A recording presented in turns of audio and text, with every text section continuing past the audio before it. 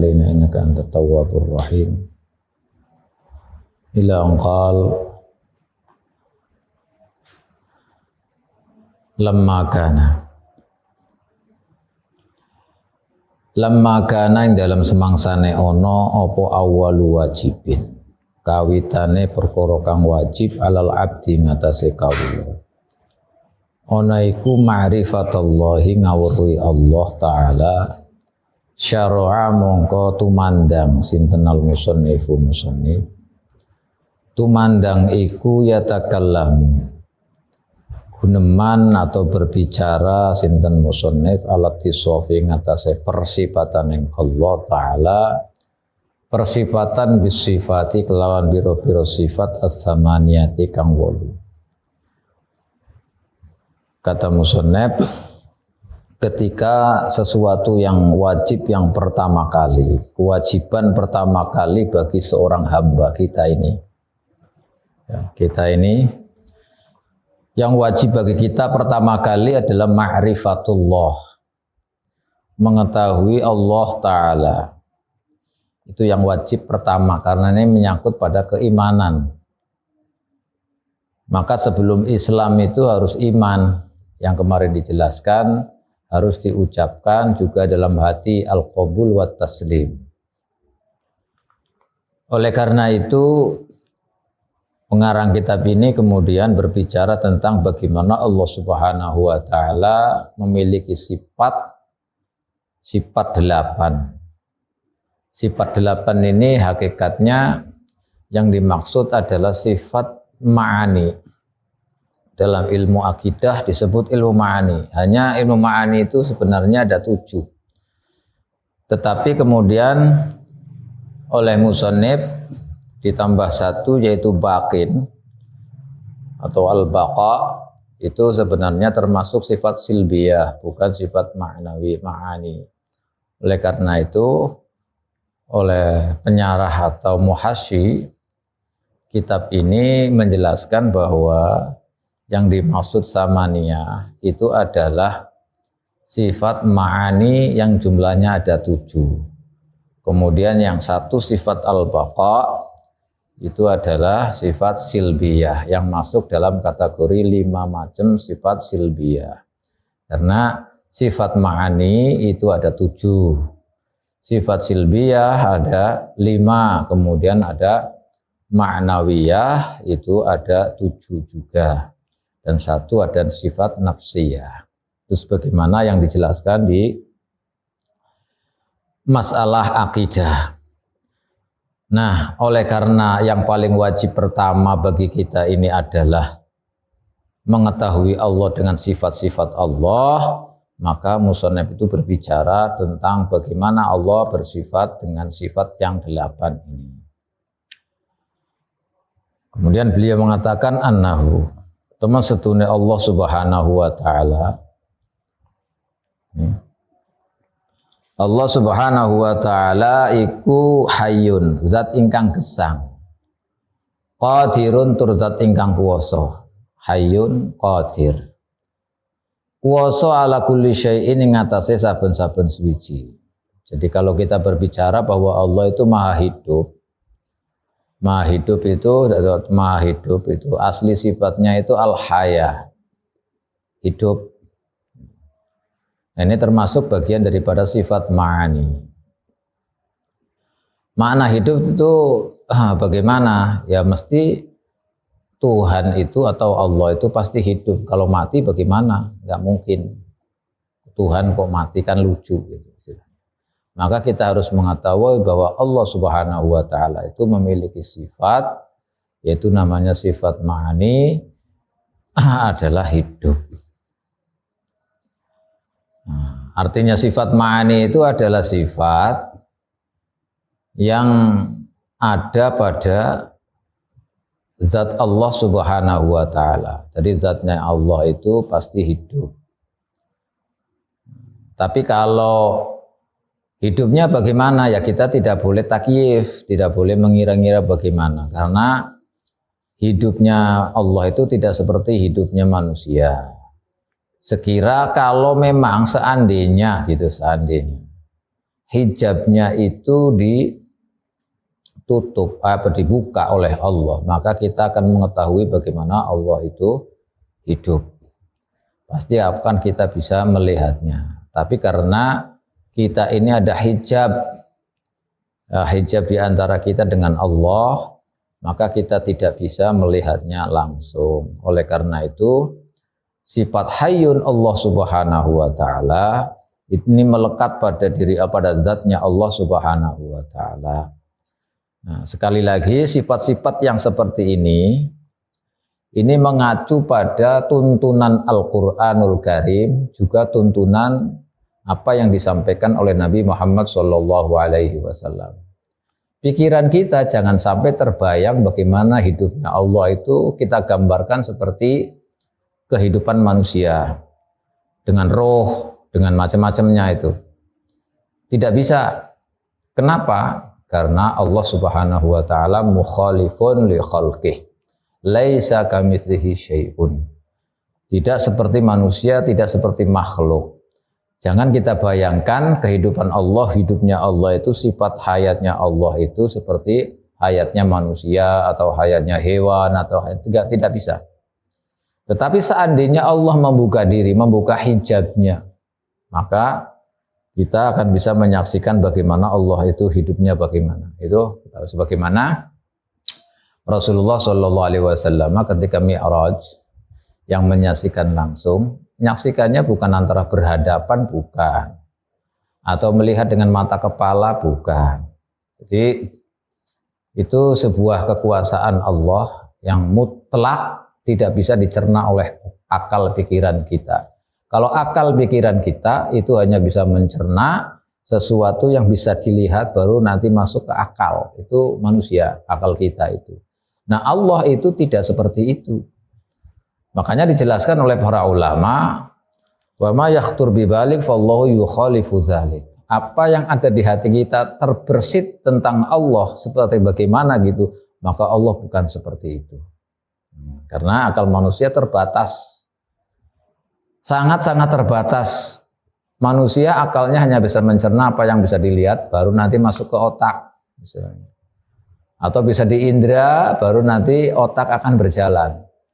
Kita di dalam bumi ini, kita nggak bisa mencerna apa bagaimana. Kita hanya bisa membayangkan di bumi ini ada cacing, ada ini. Tapi nyatanya tidak seperti itu. Ada juga bumi yang tidak seperti itu, macam-macam. Maka hal ini, otak ini tidak bisa mencerna. Makanya para ulama menjelaskan, seandainya Allah membuka hijabnya, maka kita akan bisa melihat. Maka kan bisa melihat. Melihatnya dengan mata kepala kita atau bukan? Bukan. Karena tergantung itu kuasa Allah Subhanahu wa taala membuka hijabnya kepada kita sehingga kita bisa menyaksikannya, bisa melihatnya. Apakah kita melihat dengan indera kita atau bagaimana? Tidak. Itu kekuasaan Allah Subhanahu wa taala. Maka yang paling penting adalah bahwa kita harus yakin bahwa Allah itu hidup, memiliki sifat hayyun, memiliki sifat haya, hidup. Tidak mungkin Allah itu meninggal, itu tidak mungkin, mustahil. Nah ini harus kita pahami, harus kita ini, nggak usah diukur dengan otak kita, akal kita, karena tidak bisa. Hanya ada kita bisa mengeluarkan dalil, baik dalil akli atau dalil nakli. Yang bisa dijelaskan, biasa dijelaskan oleh ulama ahli akidah. Selain hayyun, Allah itu maha qadir, kuasa akan segala sesuatu. Semua bagi Allah itu kecil. Jadi sesuatu yang mungkin wujudnya ya itu pasti Allah kekuasa. Mungkin wujud atau mungkin tidak wujud, sesuatu semuanya itu Allah kuasa. Menurut perkiraan kita itu mustahil, tapi bagi Allah tidak ada yang mustahil. Semua menurut kita perkiraan dengan otak, kepala dan lain-lain itu mustahil terjadi, tetapi menurut Allah itu tidak ada yang mustahil karena Allah qadir ala kulli syai'. Apa saja Allah mampu karena yang menciptakan semuanya adalah Allah. Maka ya dengan kodratnya Allah, kekuasaan Allah ini semuanya menjadi mungkin. Makanya kalau misalnya perkiraan kita, otak kita ini, wah ini tidak mungkin, ini begini. Misalnya itu banyak sekali yang kita belum pernah merasakan atau belum pernah melakukan, tapi kemudian pesimis, wah nggak bisa ini, nggak mungkin bisa. Itu menurut perkiraan otak kita. Menurut Allah tidak ada yang mustahil, tidak ada yang tidak mungkin, semuanya mungkin karena Allah Maha Kuasa. Hanya saja kita ini seandainya ada sesuatu ya yang kelihatannya itu mustahil menurut kita, maka kewajiban kita hanya meyakini bahwa Allah tidak ada yang mustahil bagi Allah, tidak ada yang susah bagi Allah, karena Allah itu Maha Kuasa. Apa saja, maka Allah itu maha kuasa, maka kita harus yakin bahwa Allah Maha Kuasa. Apapun yang kita perkirakan mustahil, menurut Allah tidak ada yang mustahil. Makanya kita harus optimis, kita husnudzon billah. Sesuatu yang menurut kita mustahil, nggak mungkin, dengan kita bergantung kepada Allah Subhanahu wa Ta'ala akan dimudahkan dan akan terjadi karena Allah Maha Qadir, Maha Kuasa atas segala sesuatu. Mutakallimun, tur Allah itu Maha berkata. Mutakallim, tidak mungkin bisu. Berbicara bikalamin nafsiyin, kelawan kalam nafsiyin kang bangsa nafsi, zat azaliyin kang bangsa azali, qaimin kang jumeneng bidzati kelawan zati Allah Subhanahu wa Ta'ala. Ini namanya kalam nafs. Kalau Allah berbicara, kalamnya Allah kalam nafsi azali qaim bidzatihi. Bukan seperti kalam kita. Kalau kalam kita kan ada hurufnya, ada kalimatnya, A, B, C, alif, ba, ta, dan seterusnya. Kalau kalamnya Allah itu tidak terdiri dari huruf, juga tidak terdiri dari suara. Tidak seperti kita. Walhasil, Allah Maha Mutakallim, ya, berbicara, tapi bicaranya Allah itu tidak seperti kita yang ada hurufnya, ada panjang ininya, ya, ada bentuk hurufnya, itu enggak ada. Lalu bagaimana dengan Al-Qur'anul Karim? Al-Qur'anul Karim itu kan yang kita baca, itu kan ada hurufnya, ada ini. Betul, itu bukan kalam Allah yang secara harfiah maksudnya. Bahwa itu kalam Allah betul karena, tapi bukan yang maksudnya yang huruf-huruf itu, yang ada lamnya, ada alifnya, itu bukan maksudnya, bukan itu. Quran yang ada di tengah-tengah kita ini memang Quran, tapi itu benar kalam Allah, tapi bukan itu yang dimaksud.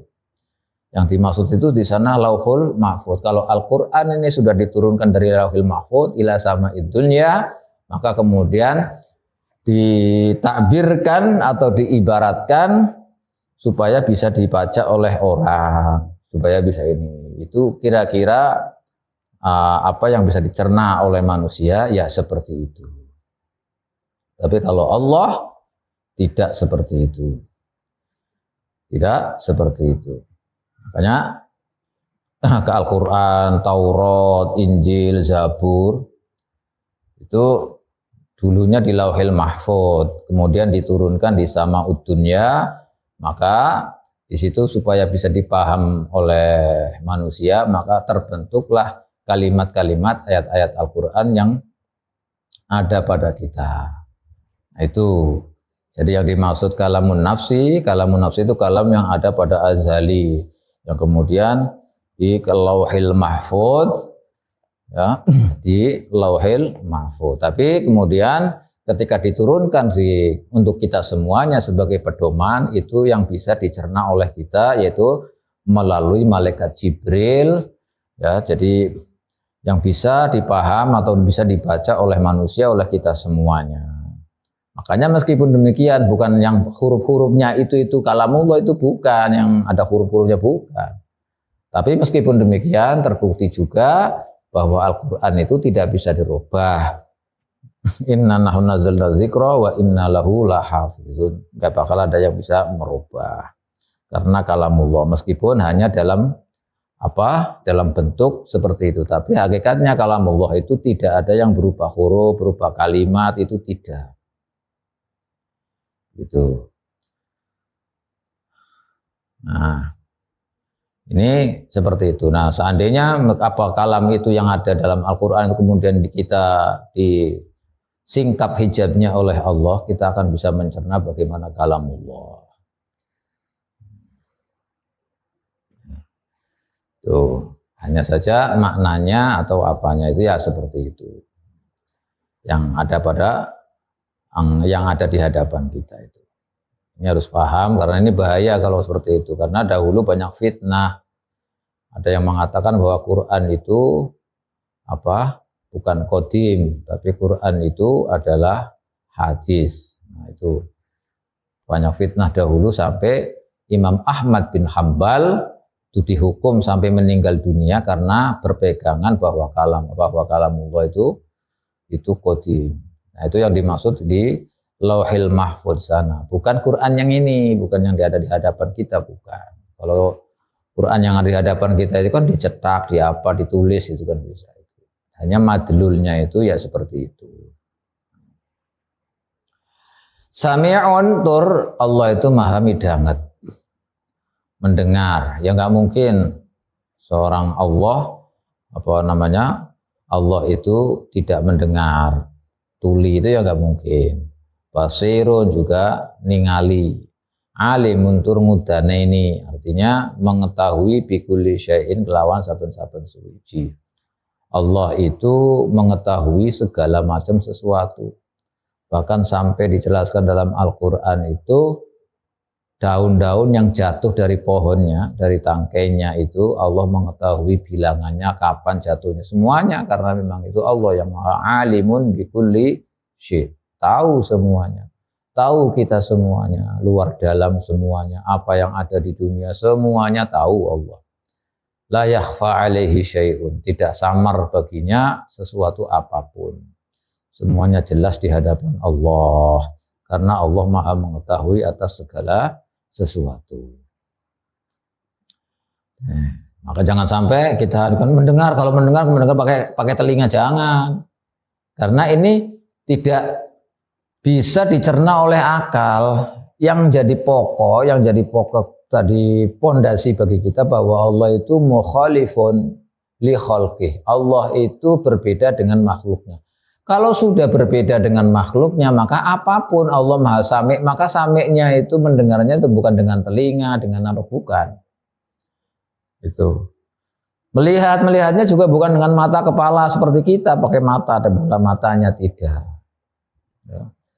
Jadi, kalau kita contohkan gampang sekarang, kalau memang melihat itu hanya dengan bola mata, sekarang sudah banyak canggih teknologi itu, ada CCTV, itu kan bukan mata buatan istilahnya, itu bisa melihat kok, bisa meneropong, bisa kalau ada CCTV itu apapun yang terjadi di situ bisa diteropong, bisa kelihatan, bisa ketahuan.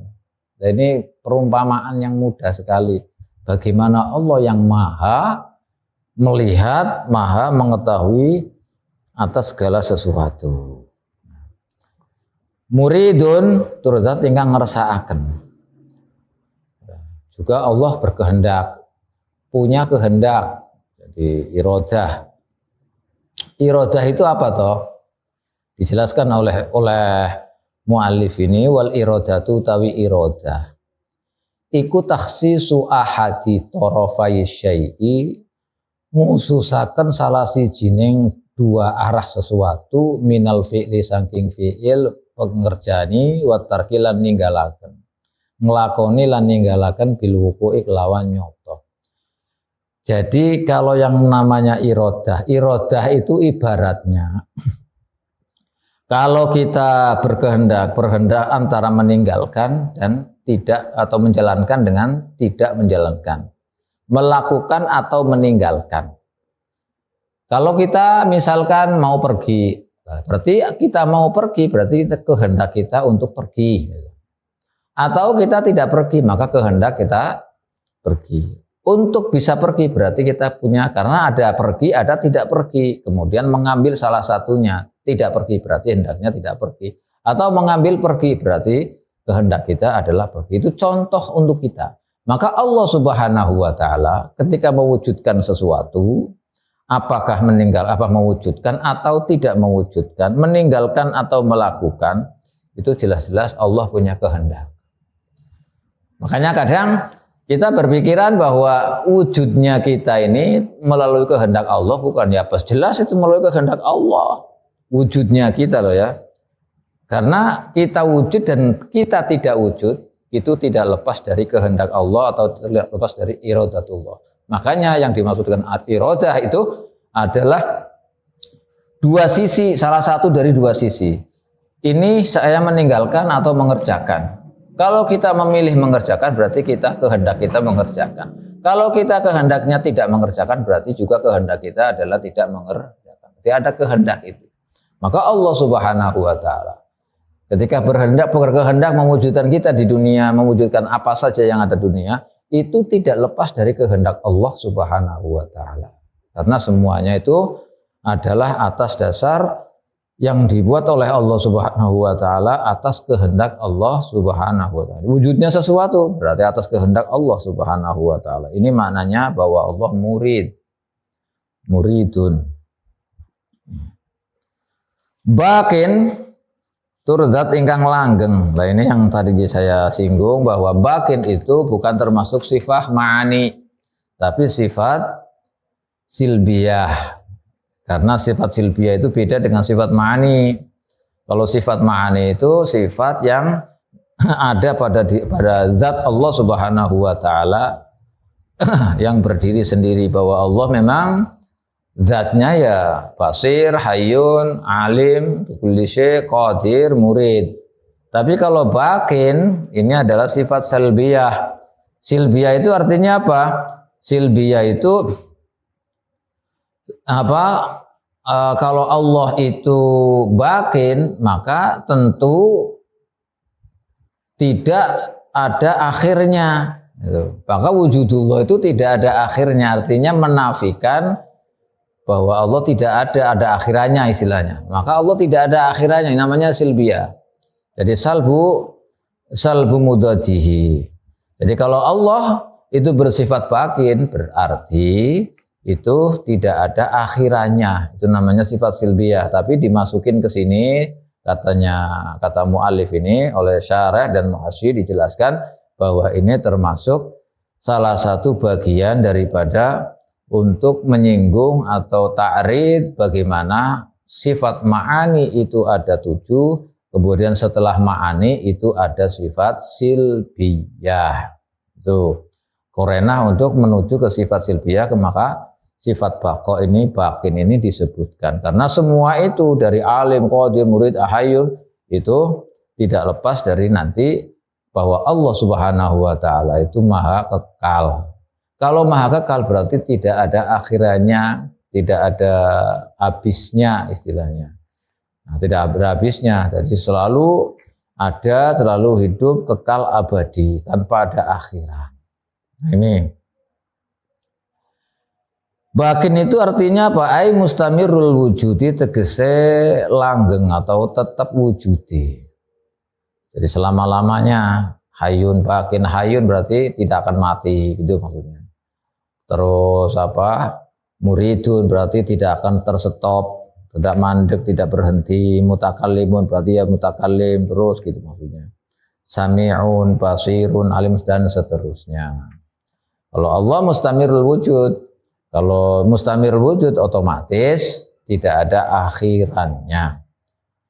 Waqad jama'alan teman-teman ngumpulakan sapa ba'duhum sebagiane fuqaha, sebagiane ulama hadhihi sifati ikilah sifat as-samaniyati ya as-samaniyata kang 8 dikumpulakan fi qaulihi ing dalam dawe badihim hayatun wa ilmun qudratun wa iradatun kalamun wa ibsarun wa sam'un ma'al baqa. Nah ini hayatun wa ilmun qudratun wa iradatun kalamun wa ibsarun wa sam'un ma'al baqa. Nah, ini sifat 6 atau 8 itu dikumpulkan dalam satu syairan, satu bait, yaitu tadi hayatun wa ilmun qudratun wa iradatun kalamun wa ibsarun wa sam'un ma'al baqa.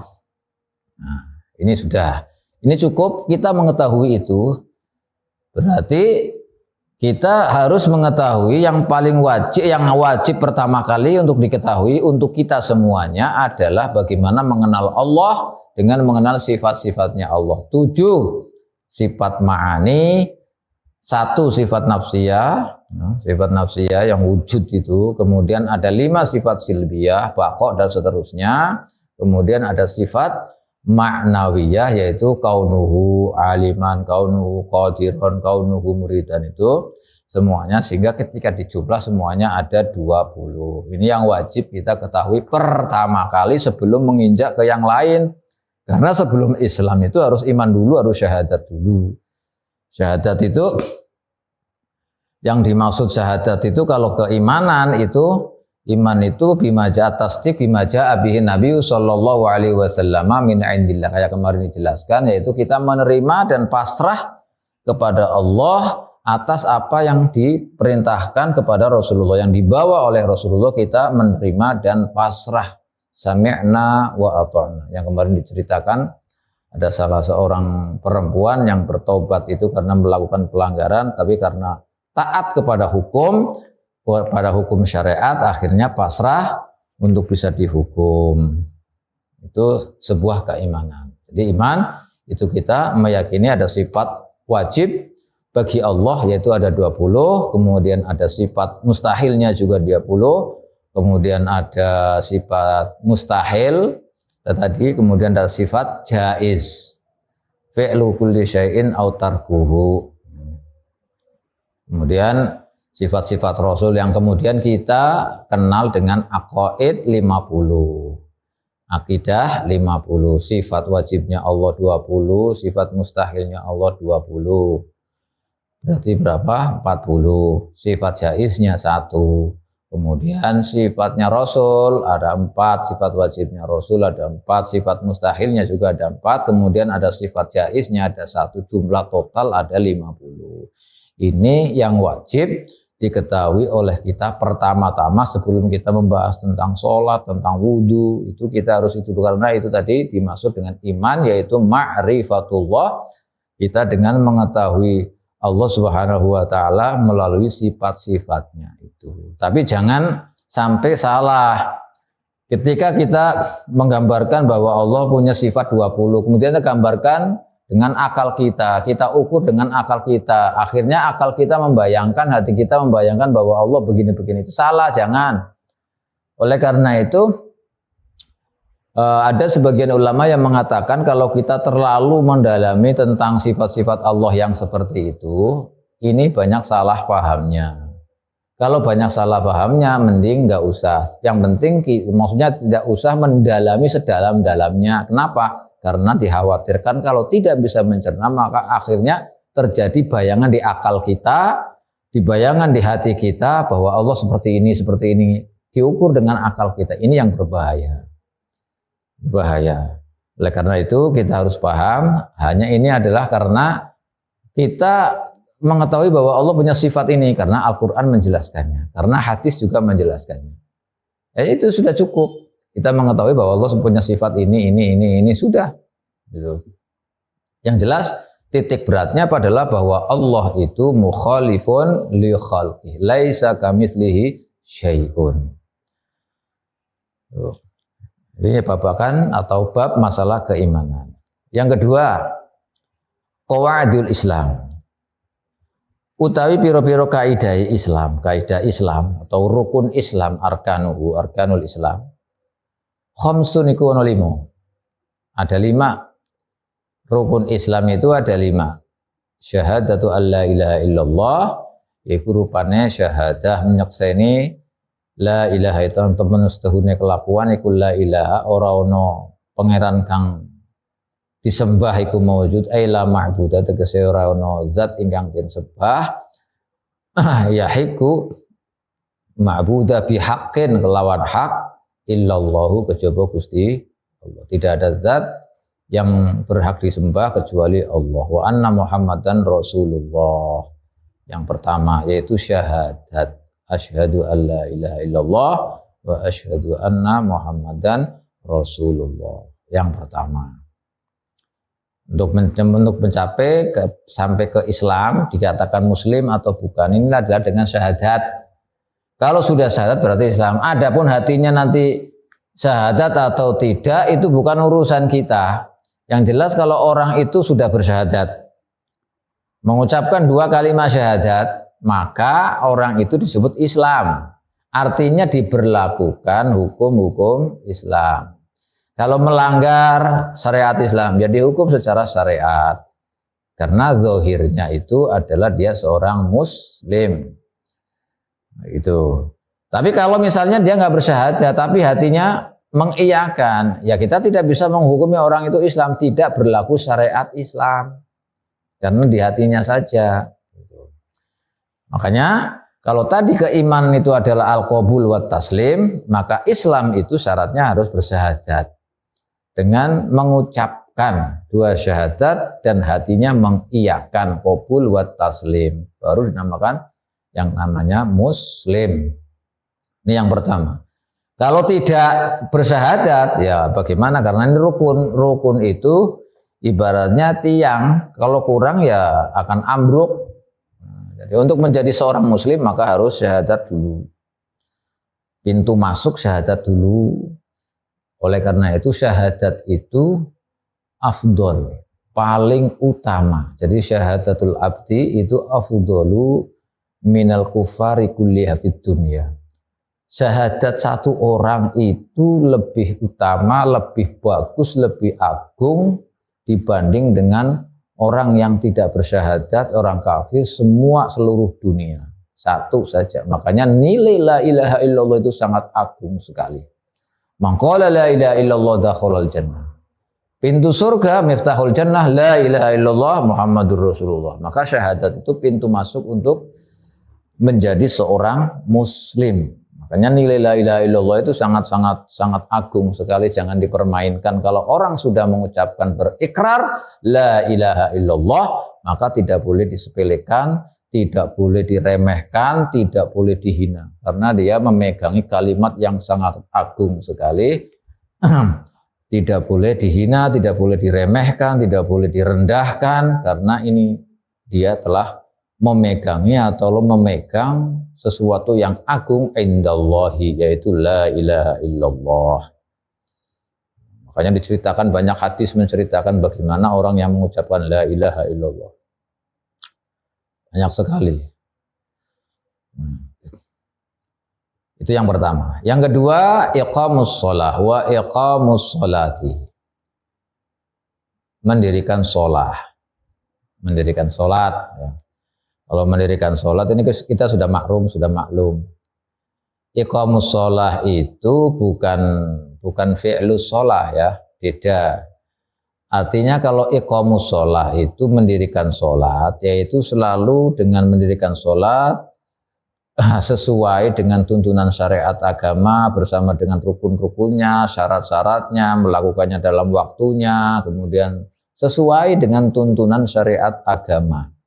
Sehingga ketika orang itu melaksanakan sholat atau mendirikan sholat, betul-betul sholatnya itu berpengaruh pada dirinya sendiri. Yu'athir alaih. Akan berpengaruh kepada dirinya sendiri.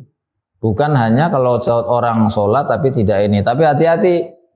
Sholat itu kan dalam Al-Quran itu inna sholata tanha 'anil fahsya'i wal munkar. Kalau sholat itu bisa mencegah dari perbuatan keji, perbuatan jahat.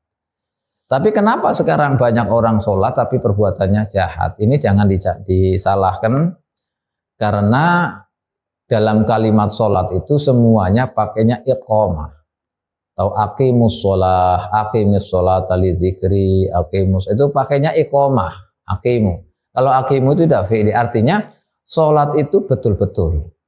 Kita kadang-kadang sembrono ini, sholatnya kita sudah betul apa belum? Nah ini, Kemarin dijelaskan kalau orang sholat tapi tidak tahu ilmunya sholat, maka tidak sah sholatnya itu. Meskipun sholatnya cocok dengan sesuai dengan apa yang dikehendaki oleh syariat, tapi karena dia tidak punya ilmu, tidak ada ilmunya, maka amalannya itu tidak sah, kemarin dijelaskan. Nah, sholat itu yang paling ini nih, yang paling bisa kita ketahui ketika kita wudunya sah. Ya. Sah menurut syariat. Makanya kita harus belajar tentang wudu karena hal yang wajib. Setelah wudu selesai, terus yang membatalkan wudu itu apa saja, wudunya sah. Kalau wudunya sudah sah sesuai dengan syariat, dengan hukum fikih misalnya, kemudian masuk kepada sholat dan sholatnya juga sah sesuai dengan tuntunan syariat. Nah ini, kalau orangnya seperti ini melakukannya, maka insya Allah sholatnya itu akan berpengaruh pada dirinya, bisa mencegah al-fahsya wal munkar. Yang ternyata di lapangan, makanya kalau kita masih berbuat jahat atau kita masih belum apa, maka koreksi sholatnya. Kenapa koreksi sholatnya? Pertama yaitu wudunya sudah betul belum. Nah ini yang harus kita ingat-ingat, wudunya sudah betul belum. Kemudian sholatnya sudah betul belum. Sholat saja misalnya, kan ada rukun-rukun. Rukun diantaranya baca Fatihah, ya rukun kauli, ada rukun fi'li nanti. Rukun kauli seperti takbir, kemudian apa? Kemudian baca Fatihah dan tasyahud akhir baca. Itu kan rukun kauli, ya. Rukun kauli. Kemudian niatnya itu bagaimana? Nah ini perlu dipraktekkan dan perlu diketahui cara-cara supaya sholatnya sah sesuai dengan tuntunan syariah, yaitu rukunya bagaimana, syaratnya bagaimana, sholat yang ini. Ini harus tahu. Kadang kita pun tahu, misalnya tahu secara umum, baca Fatihah wajib ya, baca. Tapi ketika baca misalnya, baca yang wajib, yang harus, yang bisa menjadikan itu rukun itu terpenuhi syaratnya, baca Fatihah misalnya. Baca Fatihah kalau sholatnya sendirian atau menjadi makmum misalnya, kan kita tetap wajib baca Fatihah. Maka Fatihah yang kita baca minimal itu didengar oleh kita diri sendiri. Minimal Fatihah dari rukun kauli dalam sholat itu harus didengar oleh diri sendiri. Artinya ketika mulut kita membaca Fatihah atau membaca tahiyat atau takbir, ya, takbir pertama kali, takbiratul ihram, itu diri kita mendengar. Jadi kalau sampai kita baca Fatihah tapi cuma qomat kamit doang, nggak keluar suara sehingga dirinya sendiri itu nggak mendengarkan apa yang dibaca, maka sholatnya nggak sah, termasuk dia tidak membaca suratul Fatihah. Begitu tahiyat juga. Tahiyat juga sama karena rukun kauli. Maka boleh baca yang sekira dirinya sendiri itu mendengarkan. Nggak cukup dengan cuman qomat kamit tok tanpa mengeluarkan suara. Nah suara ini yang dimaksud adalah suara yang sekira bisa didengar oleh dirinya sendiri. Ini yang banyak kadang-kadang kita nggak menyadari itu. Padahal itu rukun. Kalau itu tidak dilakukan atau baca Fatihah cuman qomat kamit saja, dirinya sendiri tidak mendengarkan, maka itu sholatnya tidak sah karena bacaannya tidak sah. Itu kalau rukun kauli. Makanya disebutkan dengan ini. Iqamus sholat itu bagaimana? Iqamus sholat itu adalah melakukan sholat, melaksanakan sholat sesuai dengan rukun, syarat, dan semuanya yang ada dalam sholat. Maka itu disebut iqamatus sholat. Kalau hanya sholat-sholat saja, tapi tidak tahu bagaimana sholat yang benar, wudhu yang benar, istilahnya, ya ini akhirnya mengakibatkan sholatnya tidak berpengaruh apa-apa pada dirinya. Nah kalau sholatnya sudah betul, benar, insya Allah ini akan iqamatus sholat, nanti dibantu akan memasuki bagaimana itu khusyuk, bagaimana itu khudu' saat kita sholat. Nah ini yang penting, yang pertama-tama itu adalah mendirikan sholat, yaitu dengan tata cara wudhu yang benar, dan sholat yang benar baru dimaksud dengan iqamatus sholat. Wa ita'uz zakah, nomor telune aweh zakat, menunaikan zakat, membayar zakat. Nah untuk masalah zakat ini ada bab khusus masing-masing, nanti ada bab wudhu sendiri, ada bab sholat sendiri, ada bab zakat sendiri, ada bab puasa sendiri, ada bab haji sendiri. Nah, kalau yang masuk dengan zakat, ya zakat sudah ma'ruf atau sudah pada tahu bagaimana zakat itu. Zakat itu bagi orang yang mampu, kalau yang nggak mampu ya nggak wajib zakat. Yang punya harta dan hartanya itu yang wajib dizakati, maka keluar zakat, dan itu harus ada syarat-syarat. Tidak semua barang yang dimiliki itu harus dizakati atau berapa jumlahnya harus dizakati semuanya, tidak, tapi harus ada kriteria, ada syarat-syarat untuk bisa membayar zakat. Apakah sudah wajib zakat atau tidak wajib zakat? Kalau wajib zakat itu bagaimana? Berapa ukurannya? Berapa yang dikeluarkan dan kapan dikeluarkan, itu harus tahu semuanya, karena ini zakat. Karena kalau sudah zakat, kita mempunyai harta yang wajib dizakati, kok kita tidak mengeluarkan zakatnya, nah ini hati-hati.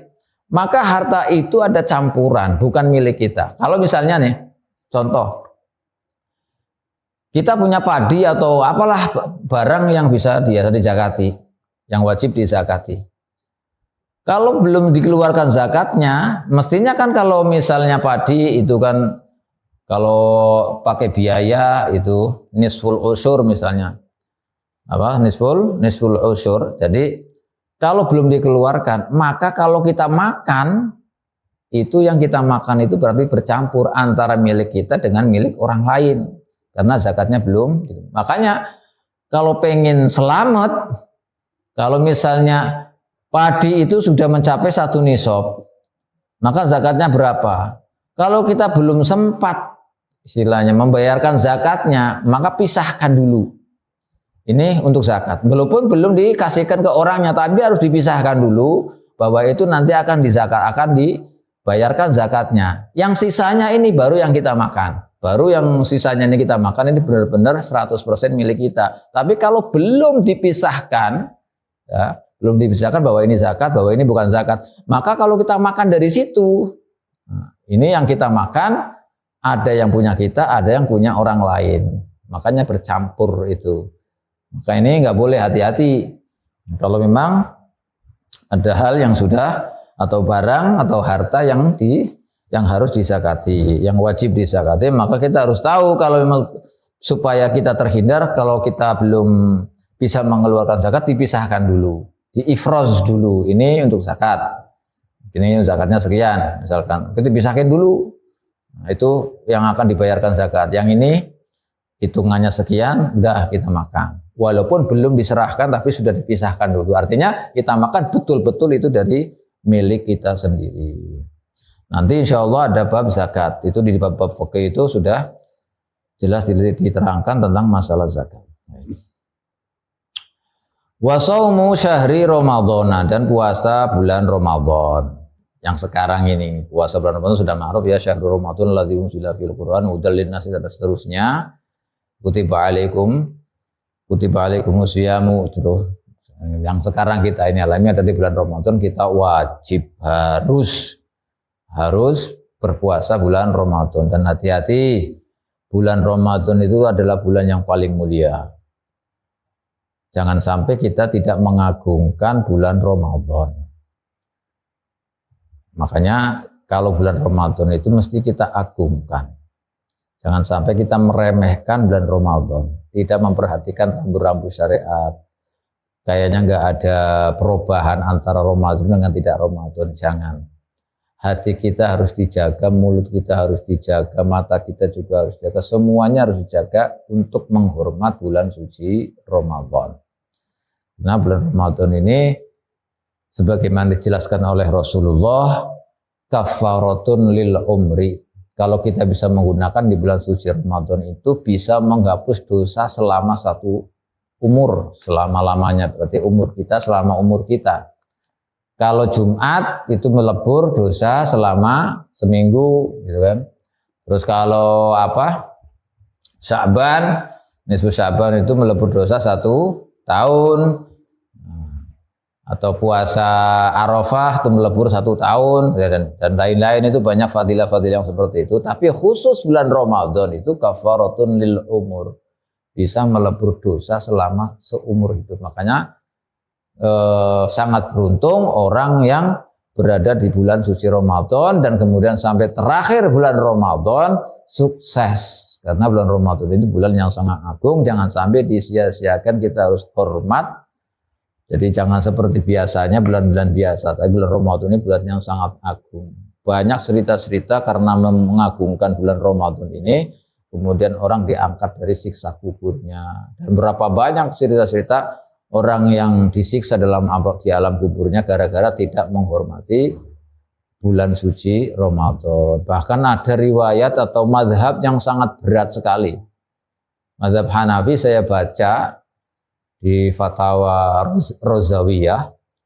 Mazhab Hanafi itu kalau ada orang tidak berpuasa sengaja dan makan di luar, istilahnya orang pada tahu, maka kewajiban bagi seorang pemimpin untuk menghukumnya. Hukumannya itu hukuman mati gitu. Itu dari Fatwa Rozawiyah itu. Jadi berat sekali memang syiar Ramadan itu harus dijaga, kita harus ta'zim dengan Ramadan. Ini mazhab mereka. Kalau mazhab Syafi'i ya enggak seperti itu. Hanya ada beberapa ulama yang menjelaskan kalau ada orang tidak menghormati atau tidak ta'zim kepada bulan Ramadan, ini berat sekali hukumannya. Karena syiarul Islam atau termasuk Ramadan itu adalah rukun Islam. Nah, rukun Islam, maka hati-hati di bulan Ramadan ini bulan yang suci, bulan kesempatan satu umur kita itu berada di bulan Ramadan. Kalau Ramadan ini kita sukses, insya Allah dalam seumur hidup kita, insya Allah sukses karena dosanya diampuni oleh Allah. Ini saumu syahri Ramadan. Wa hajjul baiti, yang terakhir nomor 5, haji baitullah. Ya, hajjul baiti man istata'a. Bagi orang-orang, bagi wong istata'a kuwasa sapa man ilahi maring baitullah, haji baitullah. Apane sing kuwasa sabilan dalane. Bagi orang yang mampu haji, ya maka haji. Karena haji termasuk rukun Islam. Tapi bagi yang mampu, ya nggak mampu, ya nggak wajib.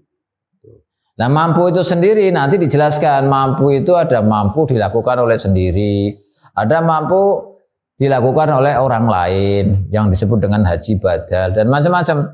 Nanti ada penjelasan tentang masalah haji. Tapi yang jelas kalau yang namanya haji itu wajib bagi orang yang mampu. Orang yang mampu itu bagaimana? Orang yang mampu itu penjelasannya menurut mazhab fikih itu dia punya sangu, punya kendaraan, jalannya juga aman, gitu kan. Kemudian ketika melaksanakan haji di sana juga bisa semuanya. Maka ini disebut mampu, mampu dari dirinya. Tapi kalau ada orang tidak mampu, misalkan sakit keras, tidak mungkin sembuh dan tidak bisa pergi sendiri, ya, misalnya. Tidak mungkin bisa pergi sendiri karena keadaannya lumpuh dan lainnya. Misalnya, waliyadzubillah. La sama Allah, Allahul Latif, ya Allah Yaltuf.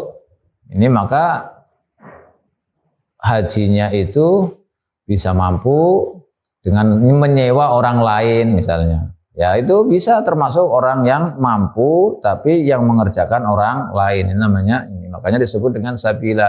Artinya orang yang mampu sampai ke sana tanpa ada halangan apapun. Bisa sampai ke sana, sangunya ada, terus kemudian jalannya juga aman, melakukan ibadah di sana bisa dijalankan sendiri apa semuanya, maka itu termasuk mampu. Kalau mampu maka wajib, kalau tidak mampu ya nggak wajib. Ya kalau sekarang misalnya nih, sekarang ini kan kita haji nih untuk masyarakat itu kan daftar, ya daftar nanti berapa tahun baru berangkat, padahal cicilannya sudah komplit, artinya duit sudah atau sangunya itu sudah komplit, sudah mampu. Tetapi untuk berangkat nggak bisa. Kenapa? Nunggu giliran. Nunggu gilirannya dia kapan, berapa tahun gitu. Nah kalau memang dia itu sudah mampu duitnya, tapi untuk berangkat masih belum bisa, berarti tidak mampu, berarti belum mampu. Karena mampu itu bukan hanya sekedar punya duit saja. Jalannya juga, sampai ke sananya, keamanannya semuanya. Lah kalau memang tidak bisa berangkat karena ada itu tadi, antrian itu tadi, maka dianggap dia belum mampu, berarti belum wajib. Wajibnya nanti kalau sudah pas gilirannya, sudah jelas barang pembayarannya sudah goal, kemudian sudah tiket di tangan, apa semuanya, tinggal berangkat aja sampai ke sana itu baru dibilang mampu. Tapi kalau sekarang baru daftar aja, meskipun setorannya sudah selesai, tetap masih belum dianggap mampu, karena mampu juga bukan hanya cuma duitnya saja. Nah, ini termasuk rukun Islam yang terakhir, yaitu hajjul baiti man istata'a ilaihi sabila. Wasayatilan bakal teko apa kalam bicara alal arba'ati ngatasi papat al akhirati kang akhir, yaitu nanti akan ada pembicaraan atau pembahasan tentang sholat, tentang iqamus sholat, tentang zakat, tentang puasa, tentang haji. Insyaallah nanti akan dibahas fi mahaliha ing dalam biro-biro panggonane arba'ah al-akhirah. Ini yang harus kita pahami, ini adalah rukun Islam yang ada 5 dan nanti akan dibahas yang 4 terakhir, yaitu sholat, zakat, puasa dan haji. Langsung ini musannaf membahas tentang al-istinja ini. Langsung memasuki ke bab al-istinja. Wal istinja'u utawi istinja, cewek cawe itu istinja. Ini bahasa sekarang, istilahnya bahasa mutaakhirin. Kalau bahasa dahulu namanya istitobah. Kalau bahasa yang akhir-akhir ini sampai ke kita adalah istinja, cebok atau cewek. Cawe wajibun itu hukumnya wajib. Wajib cewek mingkuli khorijin saking saben-saben perkara kang metu, mu'tadin kang biasa metu, kabaulin kaya dene uyuh, wa qaitin lan berak sing. Au nadirin utawa barang sing langka. Kadamin contohnya kaya dene geteh, wa qaihin lan nanah. Metune teko ndi minas sabileni saking dalan loro, ayil kubur dalan ngarep, wa duburi lan dalan buri. Yakni min huma metu saking sabilaini au min ahadihima utawa saking salah sijine sabilaini. Sifate maneh kulo kharijine ku mulawisin kang jebrati. Jebrati kharaja kejaba bihi kelawan mulawis apa ghairul mulawisi perkara sing ora jebrati karihin kaya dene tut angin wadudin lan cacing bilalau sin kelawan tanpa jebrat. Nek pancene ngono fala yajibu mongko ora wajib apa al istinja minhu saking ghairil mulawis. Nah, ini oleh musannaf dijelaskan pertama kali ini ada terusannya bimain oleh istinja bimain masih terus bimain kelawan banyu alal asli hale ngatasi natapi ing asal fi izalatin najasati ing atase di dalam ngilangi najis. Jadi yang pertama, sebelum kita berwudu dan lain-lain itu kita harus istinja, wajib hukumnya istinja. Cebok istilahnya. Wajibnya istinja itu kalau ada sesuatu yang keluar dari dua jalan depan dan jalan kiri. Baik itu yang keluar itu biasa keluar seperti kencing atau berak atau itu harus istinja. Itu kan biasa keluar. Atau tidak biasa keluar seperti ada darah ya atau nanah misalnya, tapi keluarnya dari dua jalan itu, depan belakang, maka harus wajib istinja. Nah, kewajiban ini kalau memang yang keluar itu mulawis. Mulawis itu artinya jebrat, ada kan ada yang keluar itu sampai merembet kemana-mana misalnya. Ada bekasnya lah dari barang yang keluar itu. Maka itu wajib.